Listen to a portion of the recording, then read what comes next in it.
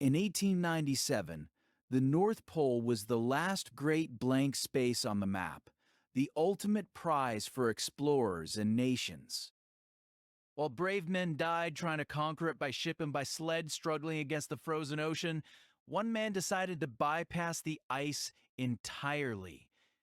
His name was Solomon August André, a Swedish engineer who looked at the sky and saw a highway to glory. He believed the grueling trek across the frozen sea was unnecessary. His solution was a machine, a massive hydrogen balloon. He named it the Ornen, or the Eagle. It was a marvel of the Victorian age, constructed from layers of varnished silk. But a balloon goes where the wind blows. To solve this, André claimed he had invented a revolutionary steering system. He called them drag ropes, heavy lines hanging from the basket that would drag along the ice, creating friction to steer against the wind. It was a brilliant theory. The problem was, it had barely been tested in the real world. In July 1897, André and his two younger companions, Niels Strindberg and Knut Frankel, arrived in Svalbard to make history. Their confidence was absolute. They packed crates of champagne and fine tuxedo fronts to wear at the victory dinner they planned at the pole. On launch day, the wind was howling. As the Eagle ascended, the ground crew watched in horror as the impossible happened. The drag ropes, the only mechanism they had for steering, twisted, unscrewed themselves, and fell into the ocean. The Eagle was now just a bubble in the wind, uncontrollable.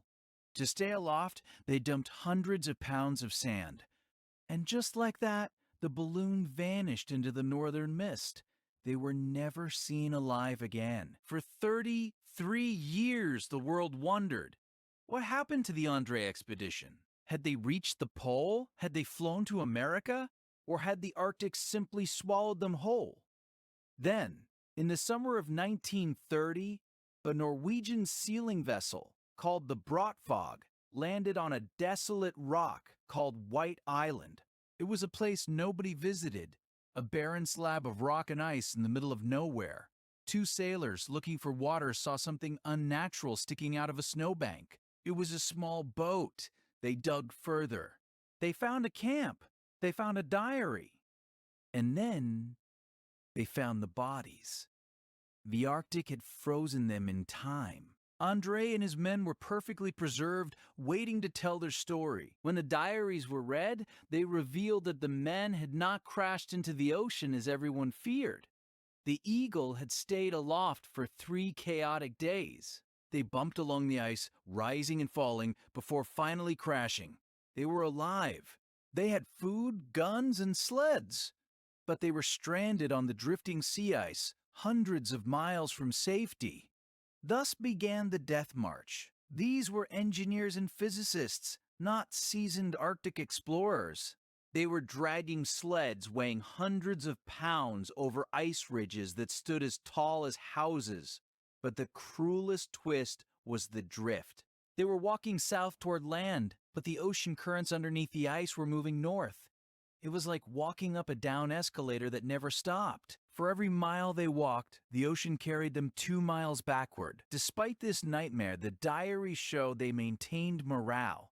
They fought off polar bears and built snow huts. They kept detailed scientific logs measuring the ice and the stars, behaving like scientists until the very end. Eventually, the ice beneath their camp began to break apart, crushing their shelter and forcing them to move. Desperate, they scrambled onto the nearest land, the tiny barren rock of White Island. They had made it to solid ground. They had plenty of meat, warm clothing, and ammunition. They should have survived the winter. But within days of landing, the diary entries stopped, and one by one, they died. Among the items found in 1930 was Niels Strindberg's camera. The film inside had been frozen in a block of ice for 33 years. When experts developed it, the ghosts of the expedition appeared. Grainy, damaged photos of the balloon crashed on the ice, photos of the men straining against their sleds, and photos of a polar bear they had just shot, a visual record of a slow-motion suicide. So why did they die so quickly on the island? For decades, people blamed lead poisoning or freezing. But modern analysis points to a more gruesome killer hidden in their food: trichinosis. They had been eating undercooked polar bear meat. The bears carried the parasite, and the men ingested the larvae. Once inside, the larvae invaded their muscles. It causes extreme pain, high fever, and eventually total immobility. Imagine lying in a freezing tent, muscles screaming in agony, too weak to hunt, too weak to even zip your sleeping bag. The Arctic wind didn't need to kill them. It just had to wait. They died in their heavy coats, lying next to each other, waiting for a rescue that was 3 decades late. The flight of the eagle was supposed to be a triumph of human engineering. Instead, it became a cautionary tale of hubris, preserved in the ice for us to find.